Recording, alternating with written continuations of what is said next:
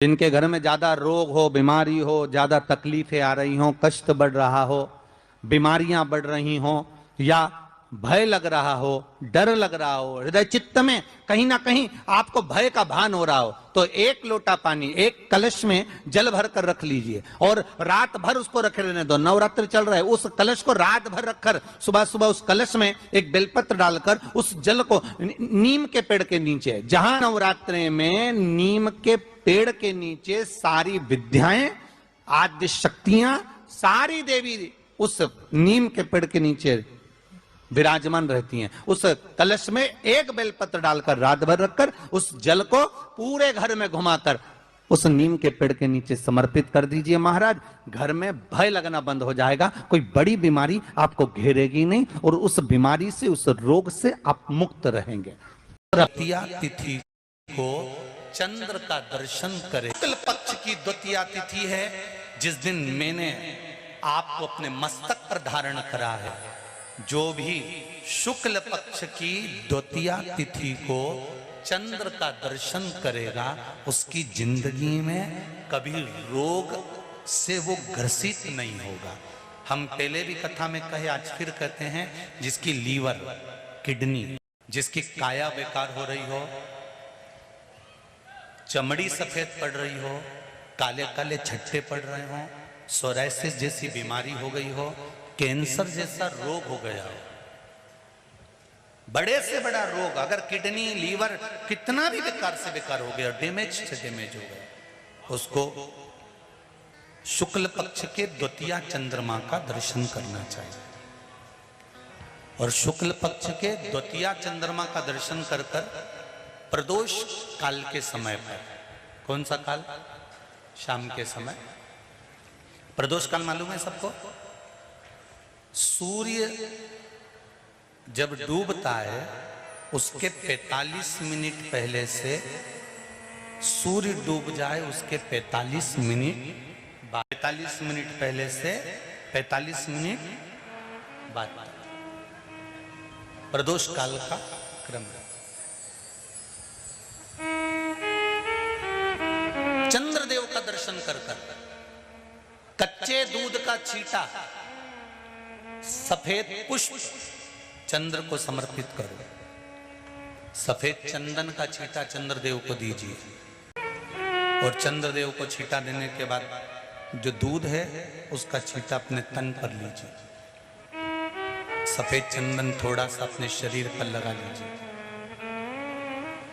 कितना भी विषम से विषम रोग हो, कितना भी किडनी, लीवर, चाहे कैंसर जैसा रोग हो, मेरा चंद्र शुक्ल पक्ष के द्वितीया के चंद्र में शंकर भगवान स्वयं विराजमान होकर अपने भक्त को रोग से मुक्त करते हैं। द्वितीया का चंद्र।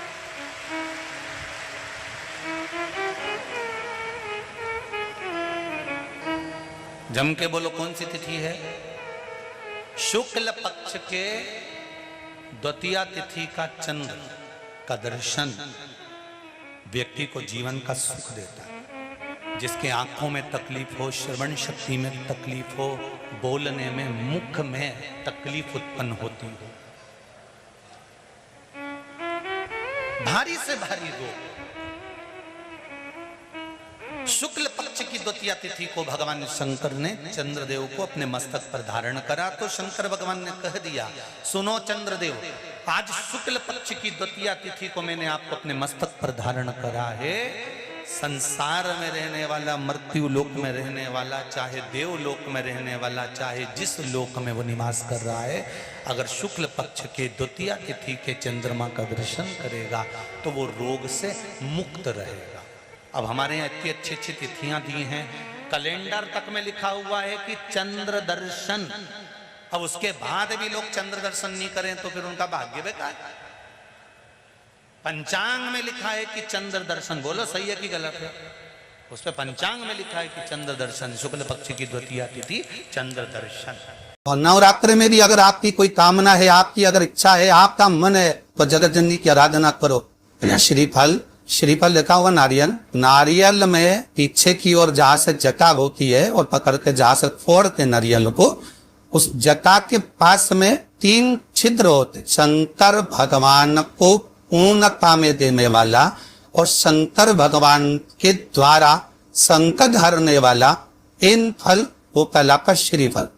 उस श्रीफल में, उस फल में, उस नारियल में 3 नेत्र होते। नारियल का जहां चिता होती है, जहां से दर फोड़ते हैं, उसकी उधर देखेंगे 3 नेत्र मिलेंगे, 3 छिद्र मिलेंगे, वो 3 चक्षु है। शंकर के 3 नेत्र हैं। और कितना सुंदर लिखा है महाराज, स्कंद पुराण के अंतर्गत वर्णन किया है, भविष्य पुराण के अंतर्गत स्मरण किया है। जितने भाई बहन सुन पाए बड़े ध्यान से सुनना मरे। श्रीफल जो नारियल आप कलश पे रखते हो, जो नारियल आप मंदिर में ले आते हो, पूजन करते हो, तो 3 चक्षु नारियल, 3 नेत्र वाला नारियल, अर्थात नारियल की जटा होती मां उसके 3 नेत्र हो। तो महाराज शिव पुराण कहती है, स्कंद पुराण कह रही है, तो उसको शुक्रवार करे, तो शुक्रवार वाले दिन उस नारियल को एक बेलपत्री के साथ में महाराज कंदक तिजोरी में या अलमारी में, या आपकी जहां बरकत होती है, दुकान का जहां व्यापार व्यवसाय चलता है, अलमारी होती है या गुल्लक होती है या तिजोरी होती है या अलमारी होती है, उसमें उसको रख दिया जाए। तो रखने के बाद में दूसरा दिन और शनिवार के दिन उसको निकालिए, और निकालने के बाद उसको पूरे घर में घुमाने के बाद में श्री गणेश जी के मंदिर में, जो भी तुम्हारे घर में, तुम्हारे गांव में, तुम्हारे नगर में जो गणेश जी का मंदिर हो, उस मंदिर में ले जाकर उसको रखिए। वहां से मात्र 1 दुर्वा लेकर आए, गणेश जी महाराज की चढ़ी हुई केवल 1 दुर्वा, और उस दुर्वा को दरवाजे की दहली पर छुलाकर उस दुर्वा को अपनी अलमारी में, अपनी तिजोरी में उसी दिन रख दो जिस दिन लेकर आए हमारे। कभी जिंदगी में लक्ष्मी की कमी नहीं आ सकती।